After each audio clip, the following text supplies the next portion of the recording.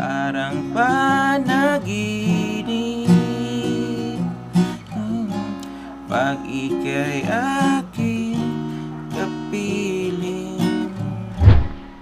Hello guys, welcome sa ating bagong video tutorial. Natuturo natin sa inyo ngayon ay yung no capo version ng kantang Panaginip by Nicole. Okay?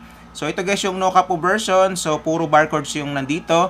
Kung nahihirap kayo sa mga barcodes, don't worry. Meron tayong super easy version nito. Puntahan nyo sa isang video natin. Nandiyan sa pin comment natin sa baba. Okay? So yan. So sa kanta na to guys ay 4 na chords na tatandaan nyo hanggang mag senior citizen na kayo nun. Okay? So 4 na chords lang hanggang matapos na yung buong kanta. So parinig natin yung kanyang chorus guys, no? Para may idea kayo kung natuturo natin, ha? So doon banda sa may parang panaginip.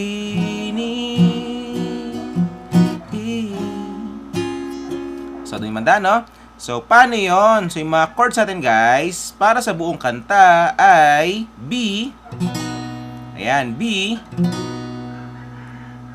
Pagkatapos nun ay pupunta kayong C sharp. So iurong nyo lang ng 2 fret ito. So 1, 2. Dito na sa pang-4 na fret, no? Ayan, C sharp. And then pupunta kayong D sharp minor. So urong uli kayo ng 2 fret. So 1, 2. Tapos gagawin nyo siya parang B minor yung nandito, no? Halimbawa naka B minor kayo tapos iurong nyo lang ng pang-6 na fret. Yan yung D sharp minor. Okay, tapos babalik kayong C sharp. Ayan lang. So ganyan lang yung mga chords guys. Paulit-ulit na lang yan hanggang matapos na yung buong kanta. Okay? So, ulitin natin. B, C sharp, tapos D sharp minor, and then C sharp. Ayan. So, paano naman yung ating strumming pattern para sa buong kanta? So, ganito lang. Halimbawa, naka-B kayo. Kada chords ay down, down, up, up, down, down, up, down, up. Tapos, lipat kayo ng chords. Down, down, up, up, down, down, up, down, up. Okay, so pag makuha nyo na yan, ay matutugtog nyo na yung buong kanta. So, para mas makuha nyo guys, ay pasadahan natin ng kanta, no? So, pwede nyo ako sabayan. So, So, kakantahan lang pa na natin yung chorus kasi paulit-ulit na lang din yung mga chords, no?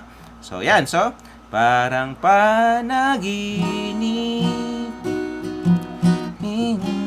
pag ika'y aking kapiling, hanggang tumingin sa akin ay nauumaling,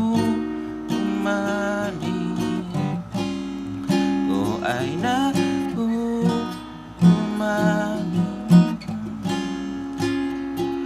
sa'yo, sa'yo, sa'yo.